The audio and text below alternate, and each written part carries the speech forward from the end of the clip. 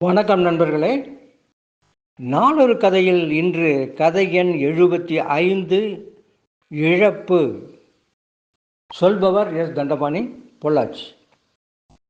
பெரிய குடும்பத்தில் பிறந்தவர் அவர்.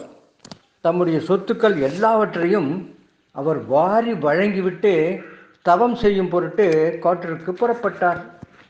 அவர் தம்மிடம் இருந்த எல்லாவற்றையும் மற்றவர்களுக்கு கொடுத்து விட்டார். இனி கொடுப்பதற்கு அவரிடம் எதுவுமே இல்லை. அந்த சமயத்தில் கடைசியாக ஒருவன் வந்து அவரிடம் கை நீட்டி, ஐயா, எனக்கு ஏதாவது கொடுங்கள் என்று கேட்டான் பவ்யமாக. அவர் கட்டியிருந்த வேட்டியை தவிர அவரிடம் அப்போது வேறு எதுவுமே இல்லை.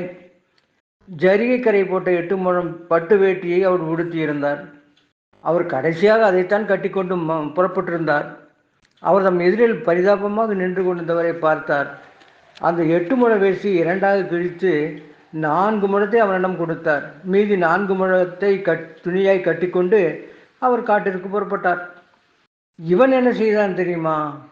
கையில் கிடைத்த 4 முழ வேட்டியை எடுத்துக்கொண்டு கடை வீதிக்கு சென்றான். அங்கு பழைய பட்டு வேட்டி, ஜரிகை போன்றவற்றை விலைக்கு வாங்கும் வியாபாரி ஒருவர் இருந்தார். இவன் அவரிடம் சென்று, இதை விலைக்கு எடுத்துக்கொள்கிறீர்களா என்று வினவினான். இவன் வைத்திருந்த துணியை வியாபாரி ஆசையோடு வாங்கி பார்த்தார். ஆஹா, இது மிகவும் அருமையான வேஷ்டி, விலை உயர்ந்த ஜரிகை, இது உனக்கு எப்படி கிடைத்தது என்று கேட்டார். அவன் நடந்ததை கூறினான். உடனே வியாபாரி, அப்படியானால் நீ ஒன்று செய், இந்த வேட்டியின் இன்னொரு பாதியையும் அவரிடமிருந்து மெதுவாக வாங்கி கொண்டு வந்துவிடு, உனக்கு நிறைய பணம் தருகிறேன் என்றார். அவன் கொஞ்சம் யோசித்து பார்த்து, கொஞ்சம் இருங்கள், இதோ வந்து விடுகிறேன் என்று சொல்லிவிட்டு நேராக காட்டிற்கு விரைந்து சென்றான். வேட்டி கொடுத்தவர் எங்கே இருக்கிறார் என்று தேடி கண்டுபிடித்து விட்டான். அவர் காட்டில் ஒரு இடத்தில் தவக்கோலத்தில் இருந்தார். அவர் இடுப்பில் கட்டியிருந்த வேட்டியும் அவர் அறியாமலேயே நழுவி கீழே விழுந்து கிடந்தது. இது அவனுக்கு மிகவும் வசதியாக போயிற்று. இப்போது அவன் அவரை கேட்க வேண்டிய அவசியம் கூட இல்லை. பார்த்தீங்களா? அவன் மெதுவாக சத்தம் போடாமல் அடிமேல் அடி வைத்து அவரை நெருங்கினான். அவர் கண்களை மூடியபடி நின்று கொண்டிருந்தார். இவன் மெதுவாக சென்று கீழே கிடந்த துணியை எடுத்துக்கொண்டு சத்தம் போடாமல் திரும்பி நடந்தான்.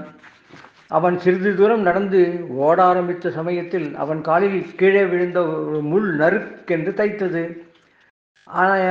அவன் உடனே வழி தாங்க முடியாமல் அம்மா என்று கத்தினான். அந்த சத்தம் கேட்டு கண்களை மூடி நின்று கொண்டிருந்தவரின் தவம் கலைந்தது. அவர் மெல்ல கண்களை திறந்து பார்த்தார். தம் இடுப்பில் இருந்த வேஷ்டி அவன் கையில் இருப்பதை கண்டதும் அவர், இந்த வேட்டி மீது நான் வைத்த பற்று அல்லவா இவனை திருடனாகி ஆகிவிட்டது என்று நினைத்தார். அவருடைய இந்த மனநிலை எத்தகையது என்று நாம் கொஞ்சம் யோசித்து பார்க்க வேண்டும். நான் ஒரு பொருள் மீது வைத்த பற்று இன்னொரு மனிதன் திருடன் ஆவதற்கு காரணமாக ஆகிவிட்டதே என்று அவர் நினைத்தார். அப்படி நினைத்த அவர் யார் தெரியுமா? அவர்தான் மகாவீரர். இழந்து விட்டேன் என்று சொல்கிறாயே, நீ இங்கு இழப்பதற்கு உடன் என்ன எடுத்துக்கொண்டு வந்தாய்? நீ அதை உண்டாக்கினாயா, அது அழிந்து விட்டதா என்று சொல்வதற்கு என்பது அவரது சிந்தனை. பார்த்தீர்களா? இது பெரியவர்களுடைய அனுபவத்தில் இருந்து நாம் கற்றுக்கொள்ள வேண்டிய பாடங்கள் இவை. மீண்டும் நாளை மற்றொரு கதையுடன் சந்திப்போம். நன்றி, வணக்கம்.